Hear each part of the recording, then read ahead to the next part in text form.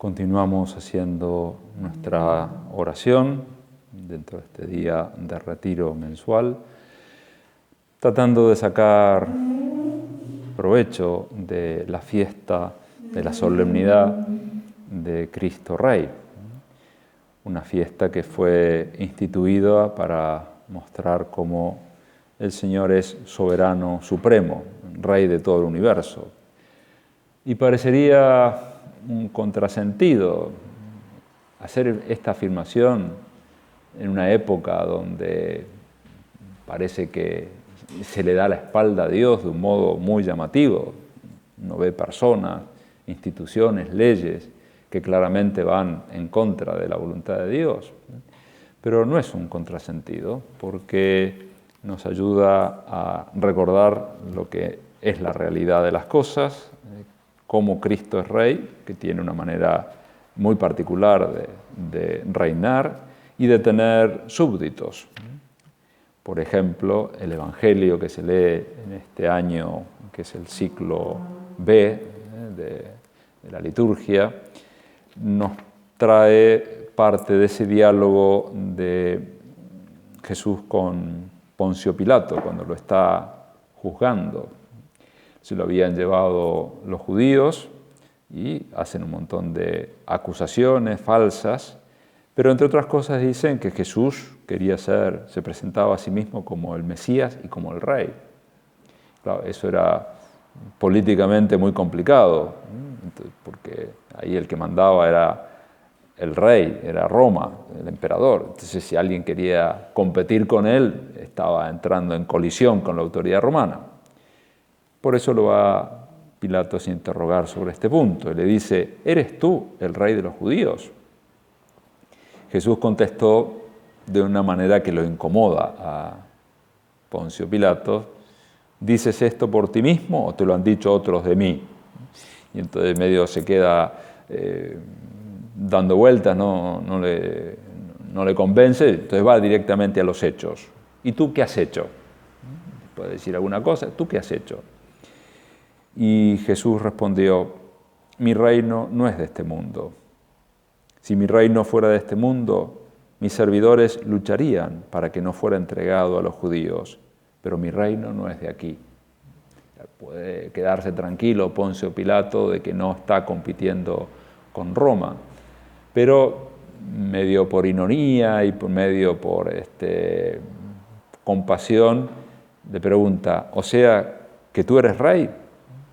Y Jesús contestó, tú lo dices, yo soy rey. Para esto he nacido y para esto he venido al mundo, para dar testimonio de la verdad. Bueno, Jesús está manifestando que tiene un modo distinto de reinar. Mi reino no es de este mundo, no es como de los poderosos de la tierra, no viene como un conquistador con fuerza, sino habría mandado legiones de ángeles a defenderlo, y no era ese su objetivo, tiene otra idea, sino que Él viene a reinar con mansedumbre, con paciencia, con el ejemplo del buen pastor que va por delante, mostrando el camino, lejos de ir asusando a la gente, de vayan para allá, les tira a pie. No, Él va mansamente por delante. Ese es el modo de reinar de Jesucristo. Al llegar a esta fiesta, con frecuencia me viene a la memoria, por contraste, lo que me tocó presenciar hace ya bastantes años, todavía no era sacerdote, estaba un mediodía en un lugar céntrico de Buenos Aires, esperando tomar un colectivo, y de repente dejaron de pasar colectivos, autos, se cortó el tránsito, y a lo lejos se empieza a escuchar unas sirenas, un helicóptero empieza a sobrevolar la zona y después se ve que se acerca una comitiva impresionante, muchas motos, muchos patrulleros, camionetas con vidrios polarizados, un carro de bomberos, ambulancias y en medio dos limusinas, también vidrios blindados y polarizados y seguramente un vehículo blindado. Era del vicepresidente de un país poderoso que estaba haciendo una visita al país. Bueno, ese no es Jesús. Jesús no necesita ni defenderse, ni hacer una manifestación de poder, porque Él reina con mansedumbre. Cuando entra a Jerusalén lo hace montado en un pobre borrico. Jesús sí es rey, pero de otra manera. De otra manera que tuvo que aclarárselo a los hijos del Zebedeo y a los demás apóstoles, que no entendían esta manera de reinar del Señor. Más bien se imaginaban un reino temporal, un reino donde Jesús iba a echar a los romanos y se iba él a hacer el gobierno de los judíos, y que entre sus amigos iba a repartir los cargos principales. Por eso la madre de Juan y de Santiago se le presenta y le dice: ¿qué quieres? Le dice Jesús: di que estos dos hijos míos se sienten en tu reino, uno a la derecha y otro a tu izquierda. Pedía los puestos principales, pensaba en cuestiones de influencia humana, de honor, y Jesús le va a explicar que eso no es así, ya están reservados. Nos podemos imaginar que esos lugares estaban reservados para la Virgen y para San José. Les invita, en el fondo, a correr la misma suerte que él, beber del mismo cáliz, participar de la cruz. Pero después va a tener que hacer una aclaración, insisto, no solamente a ellos, sino a los demás apóstoles, porque al oír esto, los otros 10, se indignaron contra los dos hermanos. Y no es que se indignaran por decir: ¿cómo le decís esto al maestro? ¿No entendés lo espiritual que es el reino? No, estaban indignados porque se habían sentido que los habían primereado, que les habían quitado la posibilidad de ellos pedir también esos puestos de honor. Y Jesús entonces les dice: saben que los que gobiernan las naciones las oprimen y los poderosos las avasallan. No tiene que ser así entre ustedes. Al contrario, quien entre ustedes quiera llegar a ser grande, que sea su servidor, y quien entre ustedes quiera ser el primero, que sea su esclavo. De la misma manera que el Hijo del Hombre no ha venido a ser servido, sino a servir y a dar su vida en redención por muchos. El reino de Jesucristo es un reino de servicio. Si nosotros queremos participar de ese reino, queremos entrar en el cielo, queremos vivir con Él ya anticipadamente en esta tierra, tenemos que servir, tenemos que imitar esos valores que trae Jesús, que son distintos del avasallamiento, del querer manifestar preeminencia sobre los demás, ¿no? Al contrario, la humildad, el servicio. Esos valores que están reflejados, por ejemplo, en el prefacio de la misa de Cristo Rey, donde se habla de que es un reino eterno y universal, y después se lo va describiendo. Dice: es el reino de la verdad y la vida, el reino de la santidad y la gracia, el reino de la justicia, el amor y la paz. Es el reino de la verdad.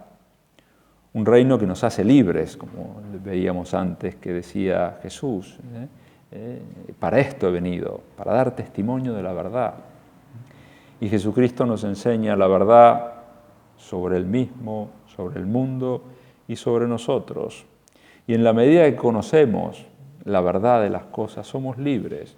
Por ejemplo, conociéndonos más a cada uno de nosotros, para conseguir la mejor realidad de nosotros, en el sentido de conocernos con nuestra grandeza y también con nuestras limitaciones, que no nos tiene que quitar la paz, al contrario, nos tiene que liberar, porque cuando sabemos, sí, que tengo este defecto, tengo este otro, pero Dios me lo hace ver, Dios también me ayuda a cambiarlo. Por eso es el reino de la santidad y de la gracia. El Señor nos quiere mejorar. Cuando nos invita a la santidad, nos quiere purificar, nos quiere limpiar, para que seamos dignos de estar con Él, pero también nos da la gracia, que no es solamente el mostrarnos las cosas, sino la gracia para cambiar y para sostener el cambio. Porque uno podría darse cuenta, bueno, yo para entrar al cielo necesito vivir la caridad. Un día hice un acto de caridad. Sí, no es un día y otro, y otro, y otro. Y para eso necesitamos de la gracia de Dios, para sostener ese cambio. Y para vivir ese reino de justicia, de amor y de paz, que es de alguna manera como tener el cielo aquí en la tierra.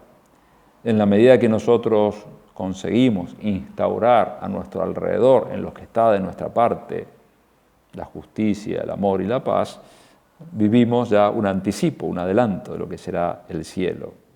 Pero sí son otros valores que tenemos que cultivar. Jesús nos enseña que Él reina con humildad. Su trono no es de oro, plata, piedras preciosas. Su trono es la cruz. Y desde ahí reina. Ahí en la cruz tenía ese título. Y el famoso INRI.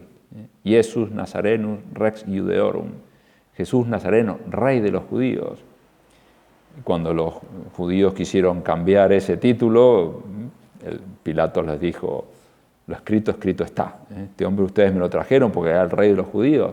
Bueno, yo así lo considero, el rey de los judíos. Entonces, qué bueno es que nosotros aceptemos, por ejemplo, esa humildad de Jesucristo. Entra montado en un humilde animal, en un burrito, así se proclama, ¿no?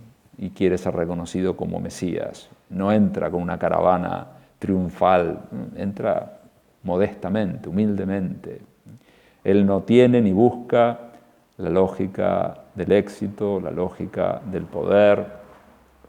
Jesús no busca la popularidad, aunque en algunos momentos la puede haber tenido, pero Jesús no se creía la popularidad. Ese día que entra en Jerusalén, sí, Hosana, el Hijo de Dios, Hosana, bienvenido, pero él sabía lo que había en el corazón del hombre, y que pocos días después esa misma muchedumbre estaría clamando, crucifícale, crucifícale. Pero Jesús no se mueve por la popularidad. Sí, quiere llegar a todo el pueblo, quiere llegar a cuanta más gente mejor, pero no congraciarse humanamente, tiene otra lógica. Es la lógica de la cruz, es la lógica del pesebre. Es la lógica de la paciencia también. Cristo, del modo que tiene de reinar, nos enseña el valor de la paciencia, porque nosotros esperaríamos otros tiempos, otra velocidad. Hace referencia a esto el Papa emérito, Benedicto XVI, cuando dice, ¿cuántas veces desearíamos que Dios se mostrara más fuerte, que actuara duramente, derrotara el mal y creara un mundo mejor? Porque nosotros, claro, vemos que Dios es lento. Tardó varios siglos en venir a esta tierra el Mesías, aunque la tierra tenía sed de Dios, pero Dios se tardó su tiempo. Mientras tanto, fue preparando la humanidad mediante su pueblo, a través de los profetas y distintos acontecimientos, para disponer los corazones para poder recibir a Jesús. Y cuando viene Jesús al mundo, se hace esperar, porque nace como un bebé y está 9 meses en la panza de la Virgen, en el seno inmaculado de la Virgen, creciendo como uno más. Y después se toma 30 años en su vida de trabajo, de vida en familia, esa vida oculta. Y después no termina ni con los pecados ni con los pecadores, porque sigue habiendo pecados, sigue habiendo pecadores. Entonces uno dice, bueno, pero ¿cuál es la lógica de Dios? Dice, nosotros sufrimos por la paciencia de Dios, y no obstante, todos necesitamos su paciencia. El Dios que se ha hecho Cordero nos dice que el mundo se salva por el crucificado y no por los crucificadores.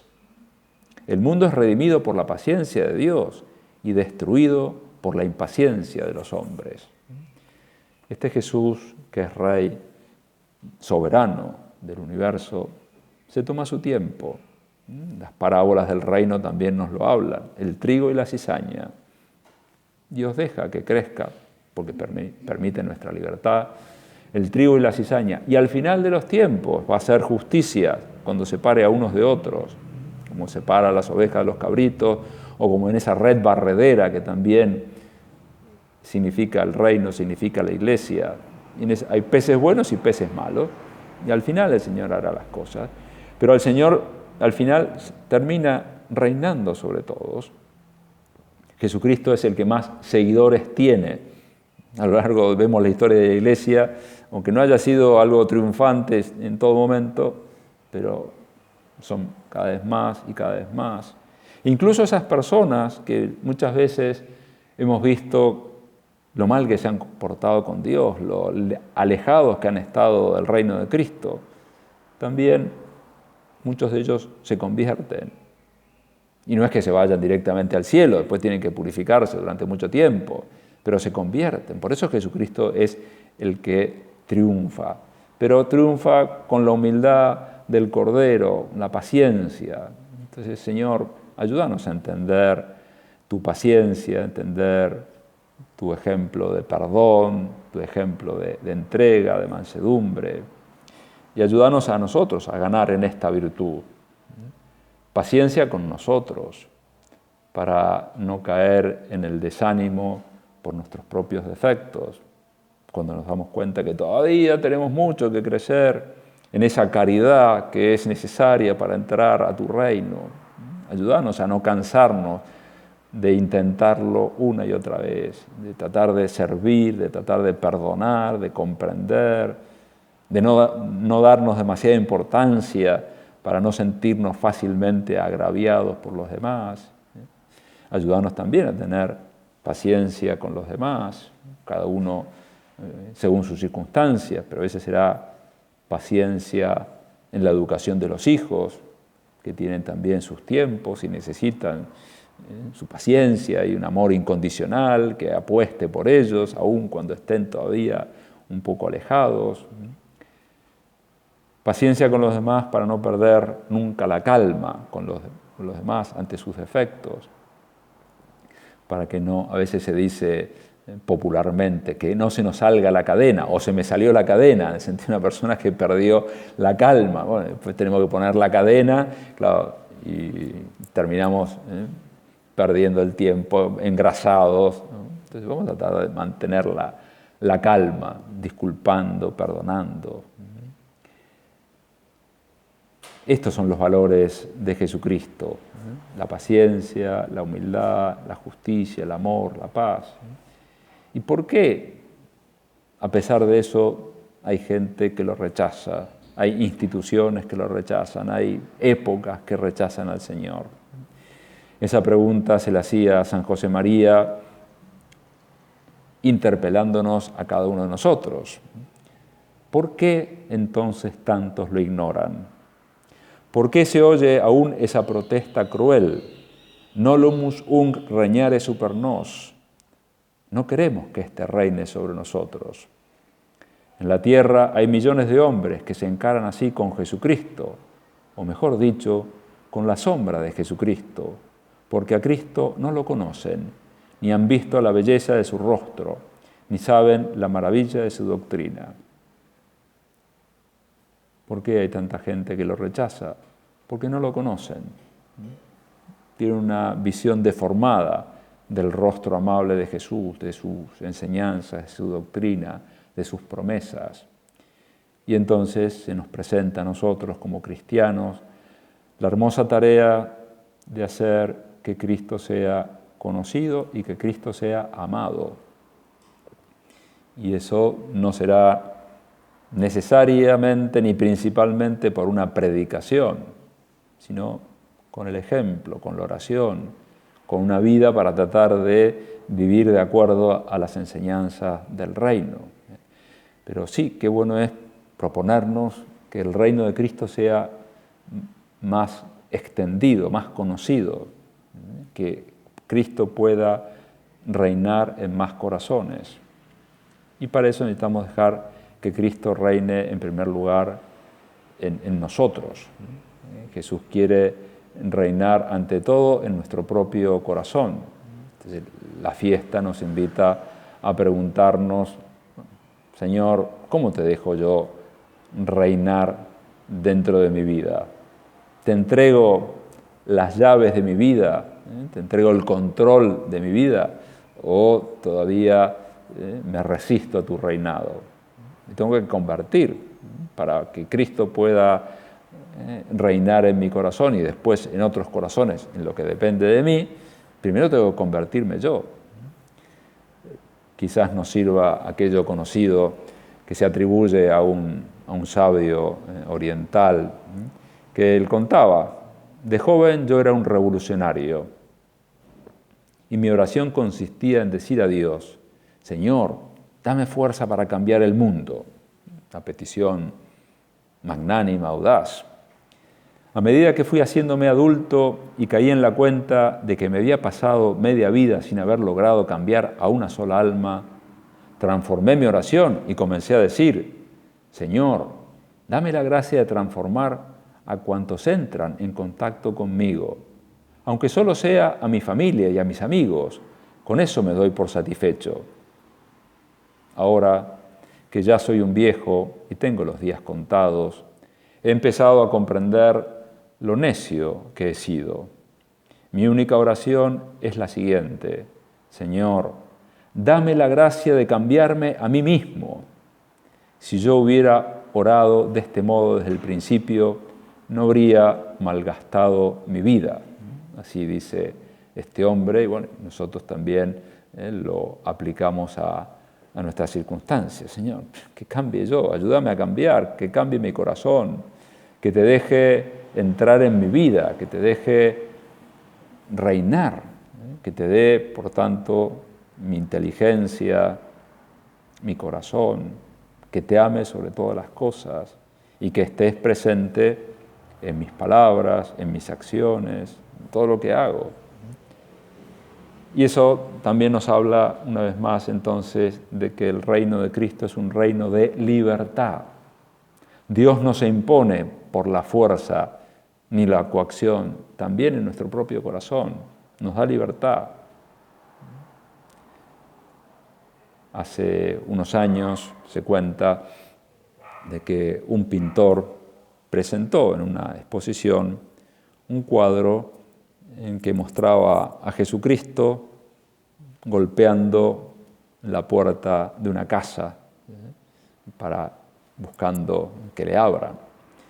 Y la crítica de ese cuadro fue que sí, que estaba bien, que buenas proporciones, buenos colores, un buen rostro de Jesucristo, pero faltaba un detalle, y es que esa puerta no tenía picaporte, no tenía cerraduras. El pintor se había olvidado de ese detalle. Y el pintor dijo: no me han entendido. Esta es la puerta del corazón. Solo se abre desde adentro. No se puede derribar esa puerta. Hace falta que se la abra. De alguna manera estaba inspirada esa pintura en aquellas otras palabras de Jesús en el Apocalipsis, cuando dice: he aquí que yo estoy a la puerta y llamo. Si alguno escucha mi voz y abre la puerta, entraré en su casa y cenaré con él y él conmigo. Jesús que nos invita: yo llamo, si alguno escucha mi voz y abre la puerta, entraré, pero no la voy a derribar de una patada, no la voy a derribar imponiendo mi majestad, no, porque es un reino de amor y el amor no se puede imponer.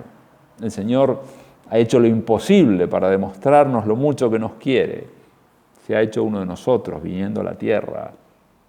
Ha muerto en la cruz, entregando por nosotros hasta la última gota de su sangre. Se queda aquí en la Eucaristía, con su cuerpo, con su sangre, con su alma y su divinidad. Pero necesita que nosotros le abramos la puerta. Y esta fiesta de Cristo Rey es una oportunidad para decirle: sí, Señor, agudizá mis oídos para que te escuche cuando llamas a la puerta, para que no me haga el sordo y que te deje entrar, para que estés conmigo, para que cenes conmigo, utilizando esa imagen poética que habla de amistad, de compartir, que te deje entrar en mi vida. Sí, que ayude, que sea dócil a lo que vos me pedís, que cumpla tu voluntad para mí, que cumpla tus planes, que sea el instrumento que vos querés que yo sea. Y así, en la medida en que dejamos entrar a Cristo en nuestro corazón, en la medida en que el reinado de Cristo se hace efectivo, en lo que de nosotros depende, insisto, de nosotros depende una partecita muy chiquita, pero también a nuestro alrededor va mejorando la familia, el trabajo, la sociedad, el mundo.